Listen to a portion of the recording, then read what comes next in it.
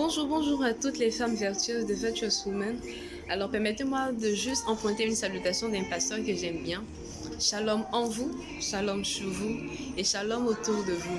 Je vous souhaite de passer un excellent mois de mai, que la paix de Dieu qui surpasse toute intelligence soit donc notre partage. Alors c'est un honneur pour moi donc d'ouvrir le bal, on va dire, des différentes nouvelles rubriques que nous avons instaurées au niveau du groupe WhatsApp Virtuous Women. Et moi, j'ai pour ma part cette joyeuse responsabilité donc de partager avec vous chaque lundi matin une petite exhortation selon un thème qui est déjà établi. Pour ce mois de mai, nous allons donc commencer aujourd'hui avec le thème de la sainteté féminine.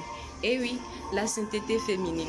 Tu te poses déjà des questions de savoir, mais c'est quoi la sainteté féminine? Sinon même, c'est quoi la sainteté?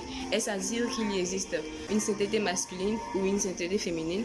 C'est bien ce que nous allons découvrir tout à l'heure avec l'aide du Saint-Esprit. Je suis Tryphène Tanella dans la rubrique Dieu dit.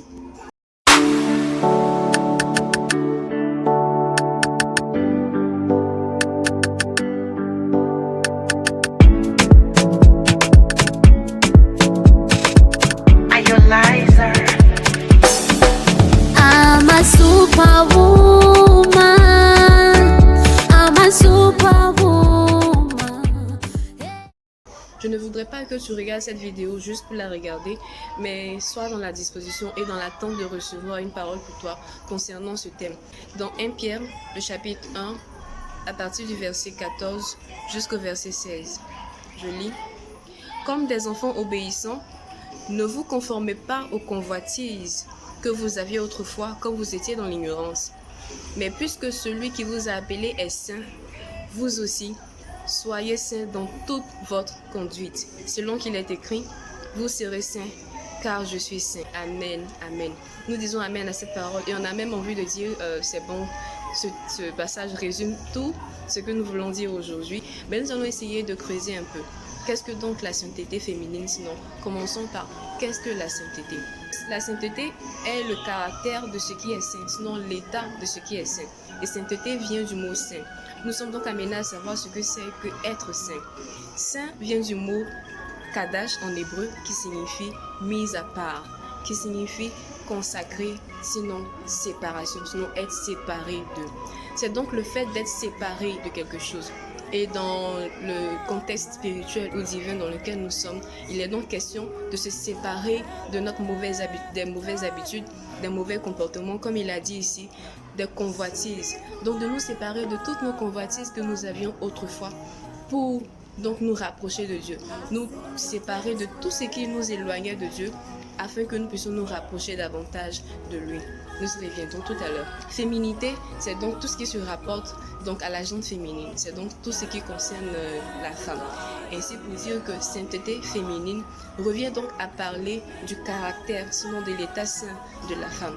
C'est-à-dire que nous voulons donc parler de la séparation de la femme de tout ce qui peut l'éloigner de Dieu et tout ce qui peut être contraire à ce que Dieu veut d'elle en fait. Et tu vas certainement te dire, mais pourquoi nous attarder sur ce thème en ce 21e siècle? Et est-ce que ça vaut vraiment la peine de rechercher la sainteté actuellement?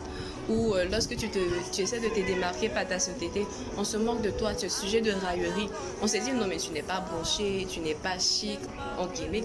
Tu es peut-être rabat-joie. Lorsque tu évites de critiquer les gens ou te moquer des gens, on te dit que tu es rabat-joie. Donc à quoi bon rechercher la sainteté en ce 21e siècle? Premièrement, parce que ton Dieu est saint. Parce que celui que tu adores est saint. C'est sa nature d'être saint.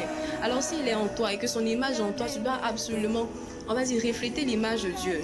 Nous sommes faits à son image et nous sommes consommés en son image de gloire en gloire. C'est sa recommandation et c'est sa volonté que tu marches dans la sainteté. Deuxièmement, nous devons rechercher la sainteté parce que ce serait une manière pour nous de révéler notre véritable identité en Christ. Tu as accepté Jésus? Oui, mais qu'est-ce qui prouve que réellement que tu es en Christ? Qu'est-ce qui prouve que son identité est en toi? Qu'est-ce qui prouve que il a véritablement son empreinte en toi? Tu ne peux pas être disciple de Jésus, je veux dire, et marcher comme tu le veux. Si tu es disciple de quelqu'un, c'est que tu fais ce que cette personne fait.